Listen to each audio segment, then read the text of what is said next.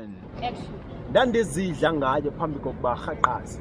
Ndandimnakekele kanobomi phambi kokuba dabaze, phambi kokuba ndiphoxe athi ndimncinca ndiyontanga yakhe.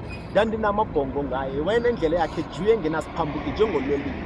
Phambi kokuba asebenze nzima atshone emgodini agrumbe igolide andikhathaze. Ngubani wamnika isizathu sokuthi nditakalane athi mandize nomkhulu wayo okanye utata ubuqu ngoba mna naye lo xa sizalwa nyakanye kuye ndingumancane. Nam ndabethwa esandleni, ndandisesikolweni xeshikweni kusithiwa intombi ikhula kuqala ze ke ndatsikula endlebeni ukuze ulwazi luzokuhlala. Nguye waqala wandidlala ngolwazi oluncinci wazibikezela kwamarhamnqa entliziyweni yam uthando lwatshaba ngenxa yenqala nesingqala isigqurho esandithatha iminyaka ukuqonda uba akho nto yintombazana. Andinandaba ukuba amadoda zizinja amantombi ngabafunzi ndifunga umama ukuba ndoze ndithembe noba ngifama kungafi nje yolahlwa. Ndazama konke okusemandleni ukuzisa ulonwabo kuye empilweni sikwandibulela ngoku ndixhwala emphefumlweni ngoku kunzima ukunyamezela xa ndibetha ngeswazi lakhe. Nam ndiphilela unamhlanje apho kuthandwana khona ngengqondo ezo ntliziyo mazibekele phaa bezimuncuka kanye phambi kokuba thi Fatima uzobona indoda ngodeka itafile uthando lwalukhona. Emva kokuba ye wabona wathi indoda ngento ebekwa phezu kwetafile uthando walugxotha. Asoze ndixolise. Unotshe.